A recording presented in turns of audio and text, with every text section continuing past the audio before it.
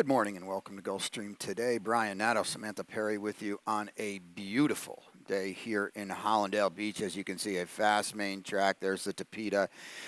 And very happy to announce we have a firm turf course out there too. Yeah, it's really just a splendid day for racing. Get back on the green stuff today and hopefully on it throughout the whole week. Yeah, we've got powerhouse cards on Saturday and Sunday. The Pegasus Preview Day on Saturday, 6 stakes, 5 of them graded. The return of Colonel Liam as well, and then 5 more stakes on Sunday. 3-year-olds, newly minted 3-year-olds in the spotlight. A lot to look forward to. We also have $250,000 in the rainbow. I know you were bopping around at Palm Meadows yesterday, but they had a couple singles in the last race, so $250 on the line again today. Wow, it's make sure to get a part of it. It's a fun bet. No doubt about it. The pools have been huge. The pools in the early pick 5 have been beyond huge. We'll take a look at my ticket here today, again, on a firm turf course. This is going to be a fun sequence. $18 for me. Couple scratches, knocked it out. Knocked it down, I should say. We'll get to the opener in a second. You see the single, Allagash Run will be a short number for Safi in race number 2. 3 deep in the third with the twin sneakers, or Happy Altar on top in there. Another single in race 4. That is Drew Breeze, and a couple of scratches will help that one. And then 4 deep in my long shot included in race 5. Island Swagger, Julian Leparoux. Let's see if we can get that one straight to the hoop. In front, $18. Sam, we kick it off on a firm turf course, as we can't mention enough here in the opener. Fillies and mares here, 3-year-olds and up. The tag is 16. We go a mile. We're going to scratch out the 6, Chica Boom, who I didn't think was impossible. We've got the same exact, just flip-flop. She's the North on top for you. Yeah, this is a horse that has just been so consistent. Actually, the number 1, Mosler's Image, is... I had the 4. Yep. Excuse me. It's all right. So Mike Trombetta, he's just really shown to be pretty productive as far as shipping these horses down and getting them really ready. Their second start at Gulfstream. I like the fact that this horse has already had a start over this turf course, and this filly's been everywhere the last 4 months. 4 different tracks in 4 months. She didn't get a chance to run it all last out, so I think that she's really the solid pick here. Yeah, without a doubt, and I jumped the gun there. She's the North on top for me, for Mike DiPaolo. Won a race, was going to win races down here. Comes down from his Woodbine base over the winter. Tyler Gaffalione named here, and I do think that's significant. Maybe there's a little intent here as well. Just back to Sam's top pick with Mosler's Image. The stats, because we're now the start of the championship meet, they refresh, but Mike Trombetta had a very, very good December down here winning some races. So take note of that. Just maybe, it might be worth going back the last 20, 30 days down here and check who was doing well, who maybe was struggling a little bit. And then certainly number 2, Wicked Mercury in the mix for Jane Sabelli. Yeah, a mare that really does love this turf course here, and she's won her last 2 in a row. 1 at Laurel, 1 here at Gulfstream Park, but it's hard to come back and win 3 races in a row, especially as you're turning 6 and you're getting fresh fillies in the race. It's always a tough task, but she has the class. Yeah, she did it the hard way last time, too. You're not really supposed to drop out the back and pass everybody on this turf course. To her credit, she ran well to do it. Early pick 4 time. They've been 231, I believe, in the late pick 4 yesterday, which is a huge number. We're on a fast main track here. There's a maiden claimers, 12-5, 3-year-olds and up. Sam's on early pick 4 duty. I am indeed, and this was a tough start, but I just went with a logical choice for me. If I get beat with this horse, I won't be too upset about it, because this guy does look like the logical single in race 2. In race 3, I went 3 deep, another kind of a lower level claiming race that is a bit tough to get through. My top pick out of that is the 4, Strasburg, who we're going to show a replay of a little bit later. Race number 4, I went 2 deep with the 4 as my top pick, Papa Cats. And in race 5, a maiden optional claiming $50,000, 7.5 furlongs on our firm grass course. Wanted a little more coverage. Didn't completely trust the Todd Pletcher horse, the number 1, Rule It, who I think will probably go off as the favorite. Yeah, I agree with all of that there. I think that's a vulnerable horse. We'll actually show a stat coming up about the potential vulnerability of that horse, but I'll lead it off and then throw it to you with Allagash Run, because I pulled up the stat here. Safi, second-time starter in maiden claiming ranks. This is a horse that ran very well on debut, and here it is here, 40%, second-time starters, maiden claiming dirt sprints at Gulfstream. This horse takes all the beating today, I should say. Yeah, it really does. These are connections that you just can't ignore here, and 40% win rate. That's just really incredible numbers. You know, if you want to nitpick a little, this is a 4-year-old that didn't debut until November of his 4-year-old year. It's not a great sign, soon to be 5-year-old, but I just think at this point he is what he is, and he's pretty good. And the rest of these, I think, are looking up. The Last Dream for you in second. Didn't run poorly last time behind Allagash Run and Tactical Force. No, and this Jacks Are Better's farm, sometimes these horses just take a little bit to get going. They usually leave them colts for a while and then geld them. So I do like the fact that this horse is just coming second off a layoff. It's never really easy to make a little bit of a freshening up and coming back on a sloppy track. So maybe excuse that a little bit, but it's going to be hard to get past the 3 here. Yeah, without a doubt. It's one of the reasons I went with Breezy Connection in second. I played against the others in that race because I think Allagash Run is moving forward. Breezy Connection off the claim for Gerald Brooks. It's a 22% move, food for thought. And you're going to get a price on anybody that's not named Allagash Run as well, because he's going to bottom out the board in here. Back to the fast main track. In race 3, we go 1-turn mile, 3 and up here. The tag 6,250. You go to number 4, head a little bit lower. Strasburg. We've got a replay that you pulled up too with Strasburg and Chikurin. Yeah, and I just wanted to point out in this replay. So Strasburg is the 4 here. Luis Saez was aboard that day. Just was scrubbing on this horse the whole time. This was going 6.5. This horse's sweet spot is 1 mile.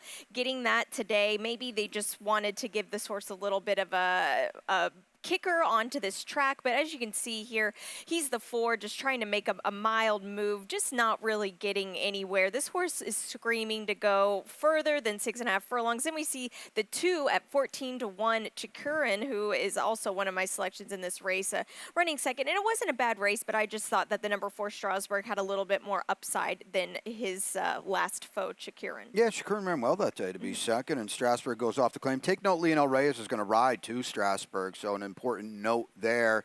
Getting aboard, Edgar Baya and Zilla Management popped in the Sunshine Meet. We'll see what we get today. I went with the Twin Sneakers, who's pretty inviting to me at 5s on the morning line. We'll see what we get. I understand he's 1 for 14. He's been facing a lot better on the main track with running. I'm going to quote fast figures too. I think we can draw a line through the Tapeta route last time too. Yeah, you really have to. And some of these horses, they just really don't take to it. I feel like a lot of them, you kind of love it or you hate it, and he was one that definitely hated it. Yeah, I think that's a very, very good way to put it. Yes or no, and you can get value on horses coming out of those types if that's the kind of the mindset that you take. We'll take a commercial break here. When we come back, Ronnie's got a rainbow for you, $250 in that gross jackpot guarantee. Stay tuned. This is a championship meet. Yeah. All the best jockeys in the world are here, and I'm excited to ride against them. We back. And you get to watch some really incredible, talented athletes out there. Yeah. To us, it's a place to be in the winter. I love Gulfstream Park because of the racing. The palm trees, the beach is right here. The horse racing is some of the best in the country. A lot of good horses come out of here. And if you want to go to the next level, Gulfstream Park was the place to come. I remember the first time I came to Gulfstream, it was like this big fairy tale place. All the history.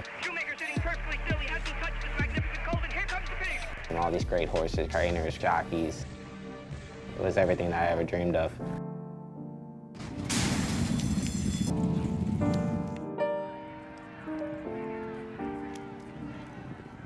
And welcome back to Gulfstream today. Brian and Sam with you on a beautiful day here in Hollandale Beach. The weather looks phenomenal for the weekend, as well as we've talked about, and as we will continue to talk about. Firm Turf Course Pegasus Preview Weekend. Just so much excitement. And there's a lot of excitement in race 4, too, because it kicks off the Rainbow Six and $250,000 in the gross jackpot guarantee. And Ronnie's got a ticket. We'll see. He amped it up yesterday. Yeah, we're back to the playbook today. There you can see it there. A little bit of spread early. Does have his single, who I'm going to. I know Ronnie always likes to single his best bet, so we'll see what we get. I guess that's Scarlet Stripe in race 7, and then a 3x3 late double, and we'll have Sam in the paddock for race 8. That's a really, really good optional claimer on the grass for the gals, fillies, and mares. 3 deep in the finale as well. We call that the playbook. 43.20 for Ronnie, and he's got the 4 and the 7 in race 4. This 12.5 maiden claimer. These are 3-year-olds sprinting 6 on the main track. It's what I did as well. 5-horse field here, and we narrow it down. Sam, Drew Brees is going to be tough in here. Yeah, most definitely. And, you know, you can live or die by him. I feel like if you want to kick this off, you either completely bet against him or just take him and go down with him. And I'm willing to do that. Now, I'm not a football fan, but New Orleans Saints. Yeah, there you go. Okay. Yeah.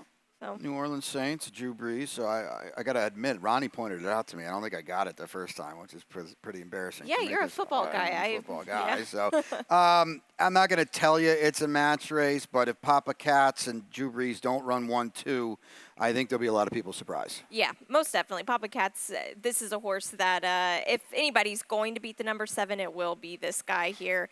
Just second off a claim here from the William Thanaros barn. And this is a move here from the Woodbine to Gulfstream that I really do enjoy. You see horses just super fit off of that surface there here, and it seems like they handle the shipping well from Canada down here to South Florida. Yeah, and barn that is 16% off the claim and won several races here over the championship meet last year. Race 5 is a good one. This kicks off the late pick 5. Sam's on late pick 5 duty. We're on the turf here, firm turf course here. Maiden optional claimer. Florida breds do not have to run for the tag here. 7.5 for the 2-year-olds. Take a look at Sam's ticket. This is a fun race. It's got my long shot. This is a fun race to kick off the sequence. Yeah, it really is, and some nice horses coming here. A lot of them debuting on this turf course here for the first time. We'll get to that in a moment. In race 6, the number 3 is my top pick out of that Kitten Spa, taking a drop in class with Louis Saez aboard. Race 7, I'm seeing it the same way as Ronnie. Scarlet Stripe is my single. I really do not foresee anybody beating her here today. She was facing way tougher in Kentucky. And race at number 8, the number 7 is my top pick, Rosebud's Hope, who's won last 3 of 5 races. A very tough mare who's turning 8 years old, so you have to respect that. And in race number 9, this is a race that if you think you feel confident the first half of the ticket, you could hit that all button, because this is a race that it's very tough, and we're going to see any given day, you could see like 4 different versions of this race being run, and a different winner every single time. Yeah, you could have some fun with that race if you're against the favorite or throw the all ball and hope for some chaos in there. I totally get that. Back to race 5, I think you can hope for some chaos in here.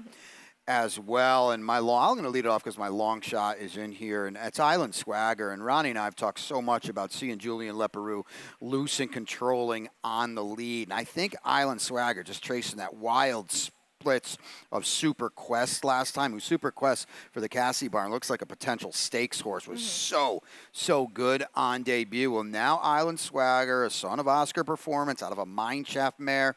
We're going to stretch out. I would think / hope that Julian's going to be aggressive here and go for the lead. Yeah, and we've seen that time and time again with Julian Leperoux, and this is just a move that on this turf course, going the 2 turns in front is a lot of where you want to be here. We'll see if that continues to play out. Now we did get some rain. Maybe that's changed a little bit of the way the turf course is playing, but we'll figure out a lot of things today going into the weekend. Yeah, that's a good point, too. It's been tough to pass horses on this turf course. There's no doubt about it. Now we scratched the 2, 7, and 8 in here. It's going to help your top pick, Imposter Syndrome, move over. This was a total fade to me. This horse had to win last time and didn't. Yeah, exactly. That's my thoughts as well. And the Jonathan Thomas barn does a really incredible job with his horses, but not firing right now. Yeah. Sometimes it just takes these horses a little bit to just get in the rhythm of things here. He runs an incredible operation, but again, this is a horse that should have been the winner last time, and it's hard to play a horse like this back. We've actually got this horse both in second. I misread the board there. You've got the 5 on top, so I like what you're doing here, too. I just wanted to play against the 10, too. Yeah, and I'm not super confident about my top pick as the number 5, because I asked Nick Tomlinson, Mark Cassie's assistant, about this horse this morning, and I didn't get an astounding answer like I thought I was going to, but this is the half-brother to Soup and Sandwich, who was a very naughty colt for the Cassie barn. This is a horse that has followed in his footsteps. Now, Soup and Sandwich won his first 2 outs. This horse, I think it's going to take a bit more for him to mature. He's much narrower, just a definite turf horse for sure, but I'm going to give him the benefit of the doubt. Just second time out. He had the 9 out of 9 last time. It's tough to do, and it's tough to win first out going 2 turns, not to mention being drawn to the far outside. Yeah, and Soup and Sandwich ran in the Kentucky Derby, so there's a lot of pedigree to go here, and a horse that should improve. You've both got a little bit of an interest. we'll call moderate interest on the one. We'll show a stat here too, because I know Sam kind of alluded to it, and I was comfortable. This horse actually moved up to 4th for me after the scratch. Todd Pletcher, he's a Hall of Fame trainer, and he does everything so well. If you're trying to beat him, this is not a bad spot to do it. 3 for 25, dirt to turf, 2-year-old maidens, second-time starters in the past 5 years. Rule it. Here's the other thing, too. Not only did Rule It not do any running on debut, he didn't take any money either. No. This is for a barn that we always see as a hot favorite. Yep. Can he win? Absolutely. He's kind of horse that, to me, he's got to do it without us, though. Yeah, he really does. And Louis Saez, I think, is going to be the best shot for this horse to win. We see him extremely aggressive from the starting gate every time, and maybe this horse has a little bit more gas in the tank than he showed in his debut to get the jump on everyone, but he's going to have to face Island Swagger, and I think that horse is quicker from the jump. Yeah, I agree with everything there. And he's going to get bet, too, as they all do from this barn, and, rightfully so. Race number 6 kicks off the late pick 4. We are on the Tapeta here, 3-year-olds and up. The tag is 10 down to 8. I put the ticket together. We'll take a look at it now. You don't have to spend too much to get involved here. Just $4. I will single because my best bet of the day is the North Remembers, and then a 2x4 interior double. Another single. I'll take the favorite approach in the last race, whereas if you don't take the favorite, well, then you got to go, as Sam kind of said, 7 or 8 deep probably. I went the other way. We'll talk about it in a second. Back to this race here, Sam, the North Remembers. I just feel like is just A, coming out of better races, and B, has been up against it in terms of the race flow as well. He's got to win on the Tapeta. He's run very, very well against those fields where you see in his last few starts, they were just much better than this group today. Yeah, they really will. And this horse's running style is so perfect for these 2 turns on the Tapeta track. It just can sit 2 or 3 off the lead here. I think he'll get a little bit of speed, especially from the number 2, who looks like a bit of kind of, I like to call it a cheap speed. Just will go run out there and go. This horse, just everything is checking the boxes for this horse to set up a good race today. A little outside the box for you with the 4 Duchessois, who comes in for Fausto Gutierrez after running out Indiana. Fausto reads a condition book like no other. He's just such a good job just placing these horses all around the country. Yeah, he really does, and you have to give him credit for that, because it's not every day that you'll take one just to stable a little bit at Indiana. Races from there coming to here, they're so-so. I think that the numbers, especially the thoroughbred numbers, if you're a sheep person, they're most definitely inflated a bit than other tracks can be, but you never know here, getting some weight off the field, which helps as well. Kitten Spa on top for you. Luis Saez named here. I think that is very, very significant. Yeah, and if you go back in this horse's form earlier in the year, this horse is a reclaim. So I like the fact that they've got this horse back in the barn here. Hasn't had the best go of it as of late, but I do think that, again, like you talked about with the number 1, just running against a little bit tougher competition. Yeah, no doubt. The 7 Heat of the Night off the claim for me in second, and then Dazzling Truce for you in the mix. Frank Russo won the stakes with Belgrano, and that was good to see. I know Ronnie liked that the other day. Late pick 3 time in the 7th, an optional claimer on the main track here, fillies and mares, 3-year-olds and up. I'll let you lead it off because I know Scarlet Stripe, to me, is clearly the one to beat as well. It just seems faster and better than this group. Yeah, definitely. And, maybe if you wanted to play against her, because at first I wanted to after that effort at Churchill Downs. I did play her that day at Churchill Downs, but we have the replay of her winning at Keeneland, and I just think she reacted so poorly off of this run. This is her at the top of the lane here. She was in control of the race the whole way. This horse on her outside, the number 3, just tried to have a go at her, and she said, "No way, buddy," and just took off and found another gear. Now, fillies, especially ones such as her, we'll see her in the paddock later, but she's a bit on the lighter side, kind of one that's a bit anxious as well. Horses like this, when they throw a race as nice as this and just as such a prominent maiden race, sometimes they don't always come back in the best condition. Now, that was a sloppy track at Churchill Downs last time, so maybe you can excuse her for that. But I like the way that Brendan Walsh has been kind of training her going into this race. She seemed to settle down a bit, even just from the last 3 weeks I've been in the barn. She's settled down quite a bit, and all systems look go for this. I don't want to call it a free bingo square because this is horse racing and you have no idea, but the class that she has been facing is just way, way tougher than what she gets today. Yeah, $500,000 daughter of gun runner. I initially had American Tap on top. She's a 4-time winner. I like that angle. And then I looked, you know, Scarlet Stripe's been running 7s. American Tap, even though she ran so well last time, put a 10. She's going to have to run better. Yeah. You've got the 6 Doll Baby with some upside, but she didn't fire, albeit in the slop last time. No, she didn't. And incredible breeding, the damn groupie doll, who was just an absolute freak. And she looked like a good thing on debut as well. Then coming back second time around, she just kind of bounced up and down on that sloppy track. And it really wasn't anything that she did wrong. She looked like she was going to make a nice move and just flattened out. But as you can see, something obviously went wrong after that out. She's been off since the second week of March, I think, coming back here into this spot. Yeah, it's a bit tough, but I don't think we've seen the best of her yet. No, I agree. She's still got every reason to move forward. Back on dry land today, that could help her as well. But clearly, Scarlet Stripe is going to take all the beating in there. We alluded to it earlier, a really good one in race 8 here. It's an optional claimer. These are fillies and mares going a mile and a 16th. Again, on a firm turf course. We're kind of all over the place, so at least on top. You're going to go outside a little bit to the 7, Rosebud's Hope. Trying to get this horse loose?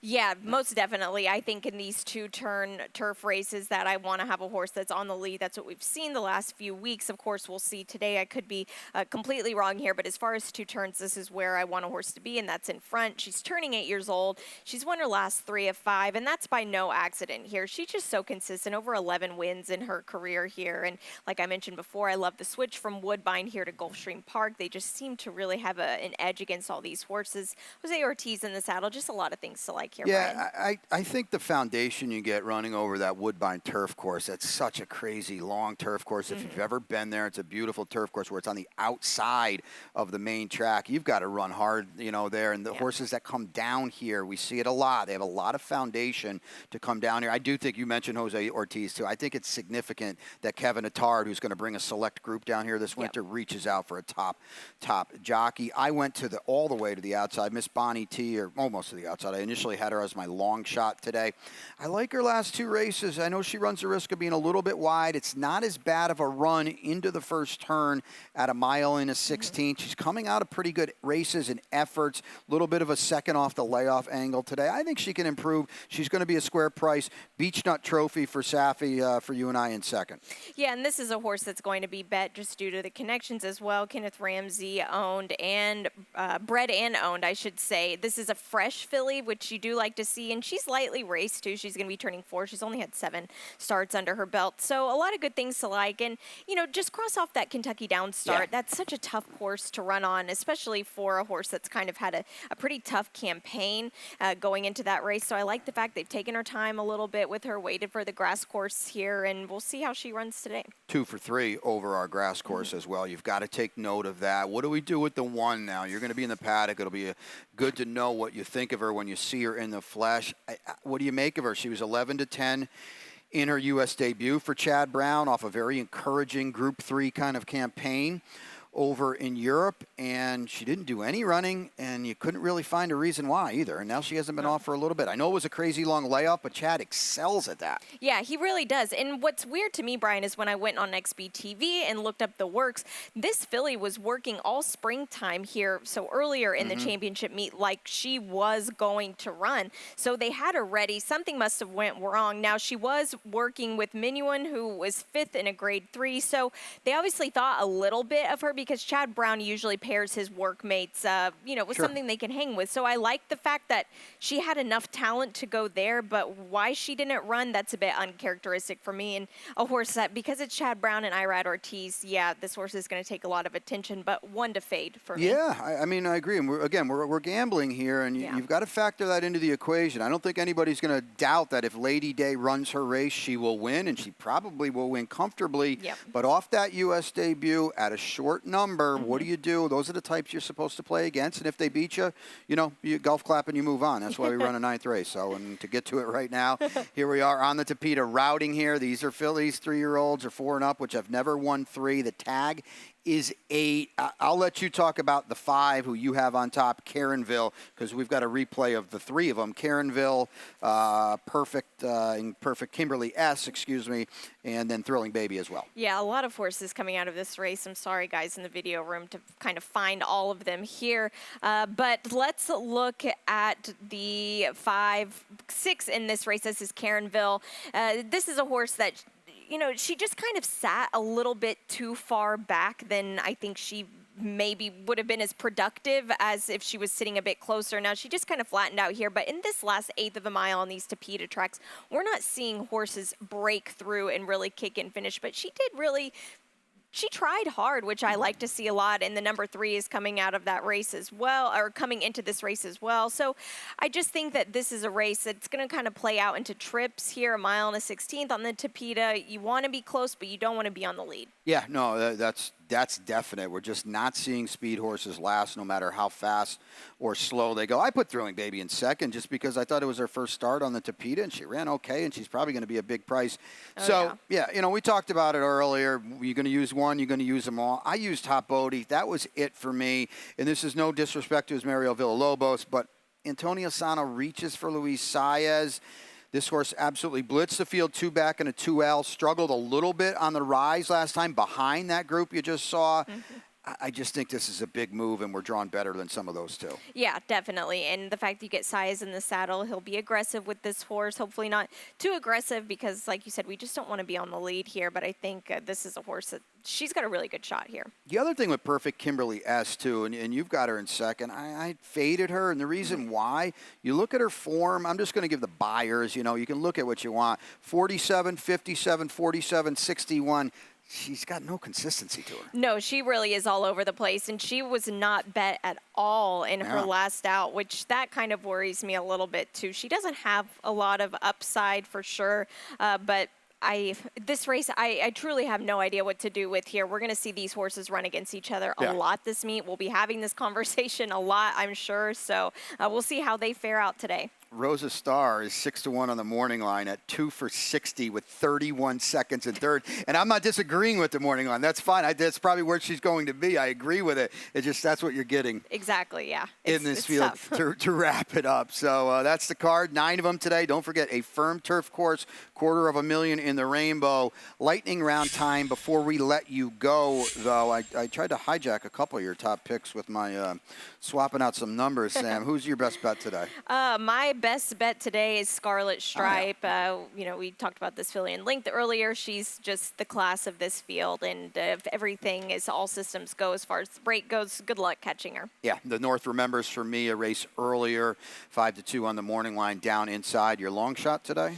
My long shot is coming from race number 5. That's Super Silver Dollar, 8-1 from the Mark Casse barn. A tough race to kind of pick a winner on top here, but I think this one will provide a little bit of value. Well, we're thinking the same way because I'm in there too, and it's Island Swagger, the 3. I'm just hoping we break running and forget to stop with Julian Leparoux aboard. So that's today again, but a sad note here. Lost Code of Honor the other day at 6 years old, the Travers winner, but we know him really well here for just absolutely demolishing the Fountain of Youth for Chug McGahee. Yeah, this was such an incredible race, and this horse really looked like he was going to be a good thing, and he was so unassuming looking in the paddock as well. I remember seeing him that day and was thinking, there's no way this horse is that good, and woof, he was. Yeah, and he ended up finishing second in the Kentucky Derby on the old move up, so very sad. He was, had a big-time pedigree and had every reason to be a really top stallion. Unfortunate, 6 years old. Code of Honor. Conversely, we'll swing over now starting this weekend, and I'm sure you're all familiar with it.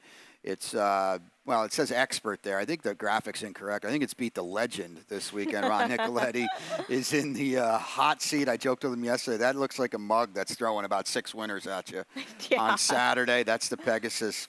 Dennis looking at me like I have 4 heads over there.